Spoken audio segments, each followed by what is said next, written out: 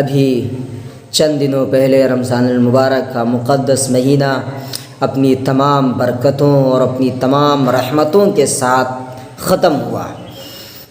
ہم نے رمضان المبارک کا مقدس مہینہ پایا، اس میں عبادتیں کی، ریاضتیں کی، اللہ تعالیٰ سے دعائیں کی، قرآن کی تلاوت کی، ذکر و اذکار کیے۔ رات کو ہم نے نورانی ماحول میں تبدیل کر دیا، دن کو نورانی ماحول میں تبدیل کر دیا۔ لگتا تھا کہ دنیا میں اب انسان نہیں، مسجدوں میں اب انسان نہیں، بلکہ آسمان کے فرشتے ہیں جو دنیا میں اتر آئے ہیں اور مسجدوں میں بیٹھے تلاوت کر رہے ہیں، ذکر و دعا کر رہے ہیں، عبادتیں کر رہے ہیں اور دیگر ریاضتیں کر رہے ہیں۔ ایسا نورانی ماحول بن گیا تھا کہ دیکھ کر کے جی خوش ہو جاتا تھا اور آنکھیں ٹھنڈی ہو جاتی تھی۔ کانوں میں جب قرآن کی تلاوت کی بھنبھناہٹ چاروں طرف سے پہنچتی تھی تو کانوں کو اچھا لگتا تھا۔ لیکن رمضان المبارک ختم ہوا تو ایسا لگا کہ مسجدیں اب ویران سی ہو گئی ہیں۔ جن مسجدوں میں فل نمازی ہوا کرتے تھے، مسجدیں بھر جایا کرتی تھی، یہاں تک کہ جہاں چپل اور جوتے رکھے جاتے وہاں پر نماز پڑھی جاتی تھی۔ اب حال یہ ہے کہ 5 وقت کی نماز میں ایک ہی 2 صف پوری ہوتی ہیں اور بسا اوقات فجر کی نماز میں 1-2 آدمی ہوتے ہیں۔ افسوس ہے ہم نے رمضان میں جو پریکٹس کی، جو ریہرسل کی، وہ ہماری اب دکھتی نظر نہیں آ رہی ہے، اس کا اثر دکھتا نظر نہیں آ رہا ہے۔ ہم اب کاروبار میں اپنے مست ہو گئے اور اسی میں لگ گئے، پھر اللہ کو ہم بھول گئے۔ یعنی ہم صرف رمضانی مسلمان ہوئے تھے اور پھر اس کے بعد ہم وہی کرنے لگے جو رمضان سے پہلے ہم 11 مہینوں میں کرتے آئے تھے۔ ایسا لگتا ہے کہ رمضان ختم ہوئے یا مسلمانی ختم ہو گئے ہیں۔ اس لیے ضرورت ہے کہ رمضان کے جو اعمال تھے ان کا اثر دکھے، ان کا اثر دکھے، ان کا اثر اب دکھتا نظر نہیں آ رہا ہے۔ کوئی ہم کام کرتے ہیں، کوئی محنت کرتے ہیں اور کسی کام پر ہم جد و جہد کرتے ہیں تو اس کا اثر دکھتا ہے، اور اثر نہیں دکھتا تو اور محنت کرتے ہیں لیکن اب چونکہ اثر دکھ نہیں رہا ہے، مسجدیں ویران ہو چلی ہیں، نمازی غائب ہو چکے ہیں۔ جہاں پر نمازی پھل ہوتے تھے وہاں نمازیں 1 صفحے یا 1.5 صفحے ہو رہی ہیں، یا فجر کی نماز میں 1 ہی 2 آدمی ہو رہے ہیں۔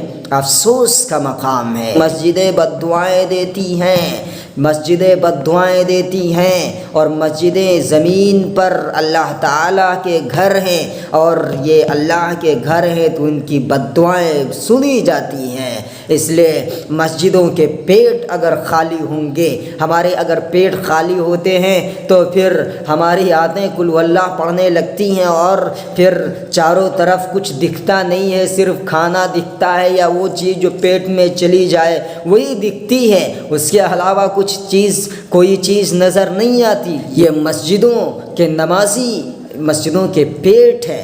اگر مسجدوں کے پیٹ خالی ہوں گے اور یہ اللہ تعالیٰ سے بد دعائیں کریں گی تو اللہ تعالیٰ ان کی بد دعائیں ضرور سنے گا، اور پھر جب ان کی بد دعائیں لگیں گی تو ہمارے گھر تہس نہس ہوں گے اور ہمارے گھروں کا چین اور سکون اجڑ جائے گا اور ہمارے گھروں کی سلامتی ختم ہو جائے گی۔ ہر وقت ٹینشنات، ہر وقت افکار ہماری طرف ہم کو گھیرے رہیں گی۔ اس لیے جو رمضان میں ہم نے ریاضتیں کی ہیں، محنتیں کی ہیں، اللہ تعالیٰ کو منایا ہے، اب وہی روش پر ہم چلنے کی کوشش کریں اور وہی طریقہ اپنائیں جو رمضان میں ہم نے کیا ہے، تاکہ اللہ تعالیٰ ہمارے گھروں کو امن و سلامتی کے ساتھ بھر دے اور ہمارے لڑکوں کو صحیح اور فرما بردار تابع دار بنا دے، ہماری اولاد کو تابع دار بنا دے، فرما بردار بنا دے۔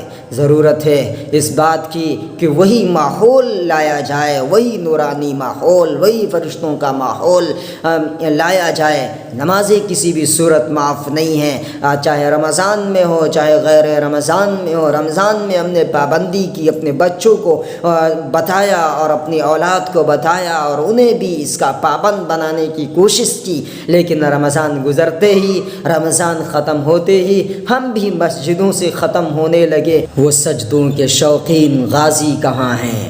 وہ سجدوں کے شوقین غازی کہاں کہاں ہیں، زمین پوچھتی ہے نمازی کہاں ہیں۔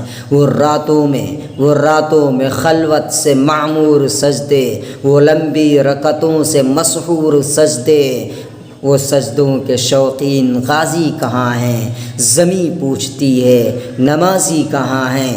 یقیناً وہ سجدے ایسے ہوا کرتے تھے جو 1000 سجدوں سے بہتر ہوا کرتے تھے، اور راتوں کی عبادت اور پھر آخری 10 ایام کے جو جاگنے کی عبادتیں تھیں وہ ایسی عبادتیں تھیں لگتا تھا کہ فرشتے زمین پر اتر آئے ہیں اور اللہ تعالیٰ کی خاص رحمتیں نازل ہو رہی، برکتیں نازل ہو رہی۔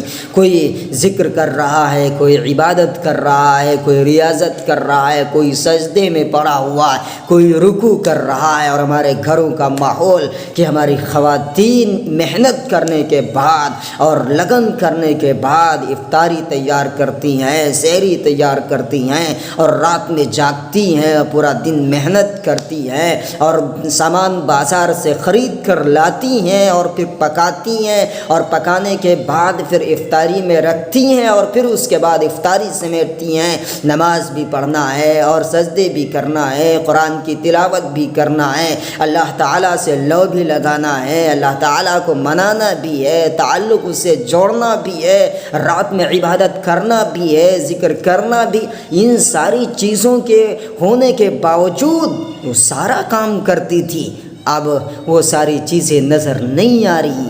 گھروں کا ماحول پھر ویسے ہی ہوتا چلا جا رہا ہے جیسے رمضان سے پہلے کا تھا، 11 مہینوں میں جیسے ماحول تھا ویسے ہوتا چلا جا رہا۔ ہمارے بچوں کا جو معمول تھا وہ بھی بدلتا نظر آ رہا ہے۔ اللہ تعالی ہم دوبارہ ویسے ماحول لانے کی توفیق عطا فرمائے اور ہمیں مسجدوں کو بھرنے اور پھل کرنے اور صحیح طور پر عبادت کرنے، جماعت کے ساتھ شریک ہونے کی توفیق عطا فرمائے۔